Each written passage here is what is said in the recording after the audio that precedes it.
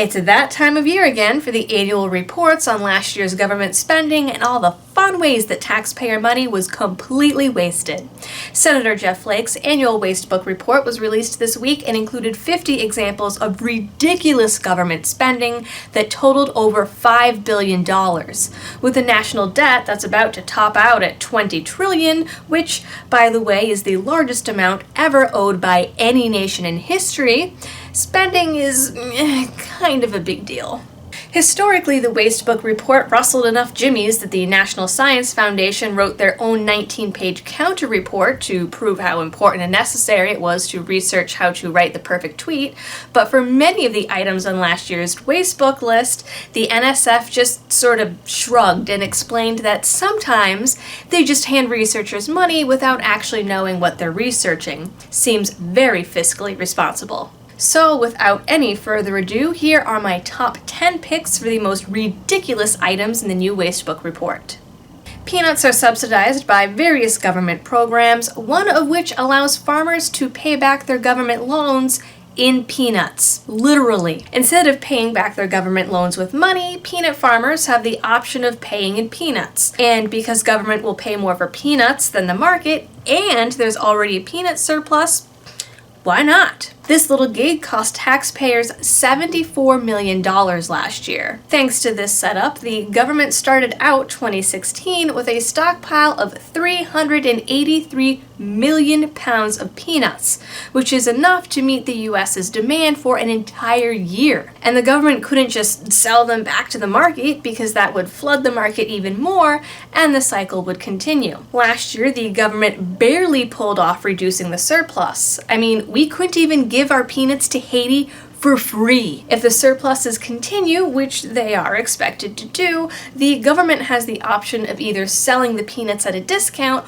or paying $1 billion for storage on top of the 74 million payback program. In a similar situation, the USDA spent $20 million to purchase 11 million pounds of surplus cheese and spent an additional $1.8 billion with a B, subsidizing 16 new cheese-making ventures, even though there's more surplus cheese being stored in the US than any other time in the last 100 years. Probably even more than that, because the records only go back 100 years. Again, farmers aren't encouraged to produce any less and have no incentives to do so. But the subsidies for both products continue because subsidies magically fix everything and never have any negative consequences ever.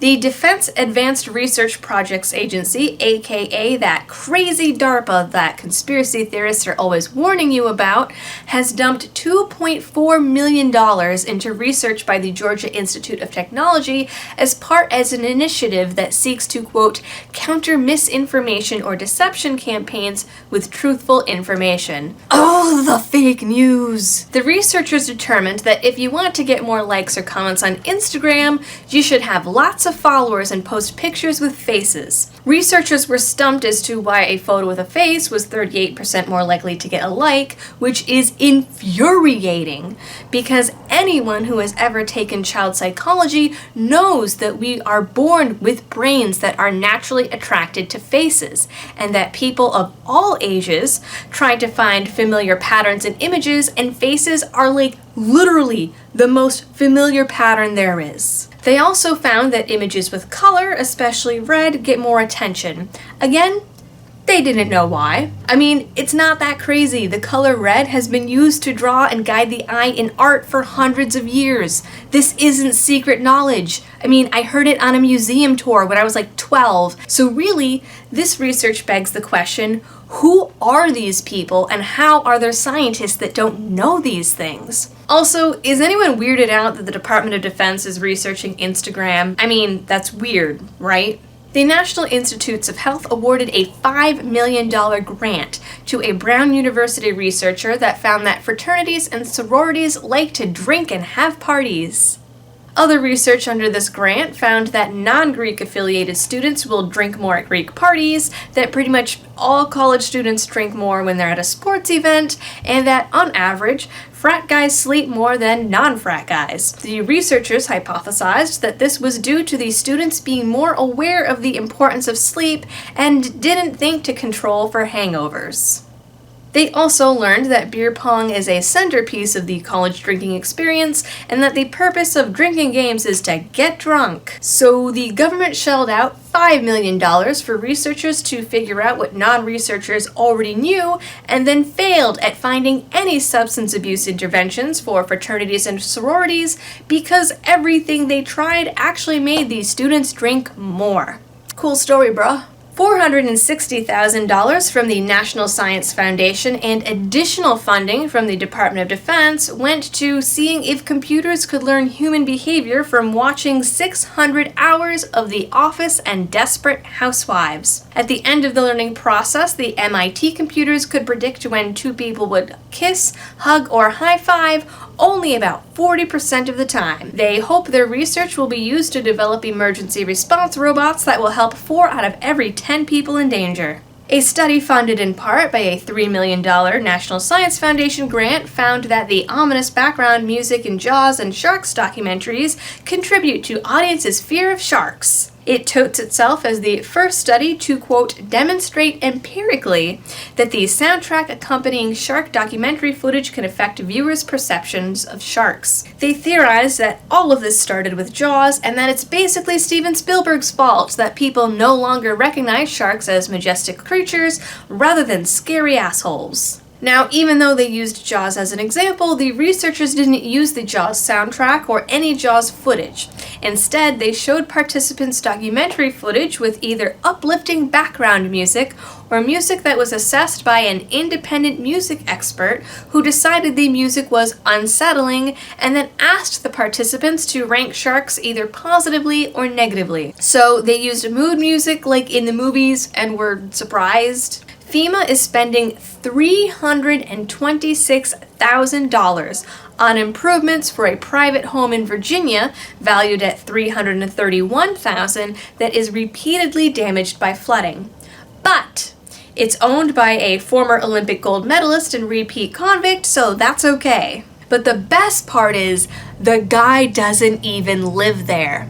He spends most of his time in another house in Maryland. The home belongs to Stephen E. Riddick, who has 1 gold medal and 2 forgery and counterfeit check convictions. FEMA is paying to raise the house to help protect it from flooding, even though it is less than 100 feet from a tributary of the James River. Even though 322 properties statewide are considered severe repetitive loss cases, only 6 cases were forwarded to FEMA last year. Riddick's was one of them, with his application claiming 10 separate flooding incidents in 9 years. Also, he applied for the money while he was still in prison. The Federal Aviation Administration has dumped approximately $200 million into the Mid-America Airport in Illinois. The airport is only 40 miles away from a major international airport, currently serves only 1 airline, and only sees about 20 flights a week. The airport actively loses money every year. Despite this, the director continues to rack up bonuses and the government continues to pay for renovations. The government paid for most of the initial construction, after which the airport went mostly unused for 2 years. Nearly every airline to ever fly through it has either left or gone bankrupt. After those fiascos, the airport was again empty for another 3 years, until Allegiant Air began offering flights in 2012. They continue to be the only airline providing service at the airport and offer only 20 flights to 6 destinations per week. They also offer free parking that no one takes advantage of and spent an additional $550,000 last year to add 277 new parking spots. The parking lot now holds 841 parking spots for a yearly 30,000 passengers. The airport has never made a profit and lost $12 million in 2014 alone, despite the director making a six-figure salary, several bonuses, and getting $64,000 in travel expenses from the government. Government agencies are no stranger to purchasing things they can't or will never use.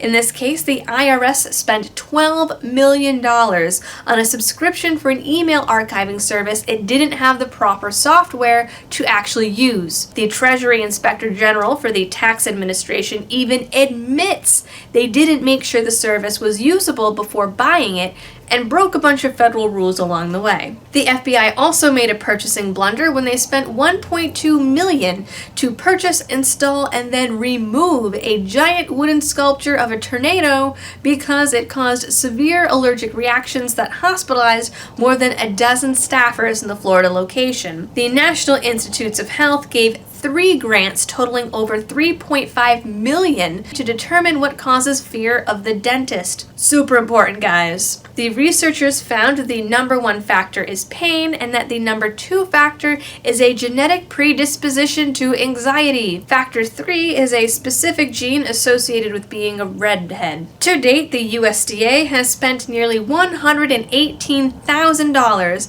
determining how fast a truck needs to be going to be able to hit a bird in the road. As part of one project, researchers lured vultures into an area with raccoon carcasses and then drove a Ford F-250 at them 72 times to see what happened. Researchers are calling for more money to investigate the responses of various bird species to even faster vehicles. This list is by all means not inclusive, and you should really check it out.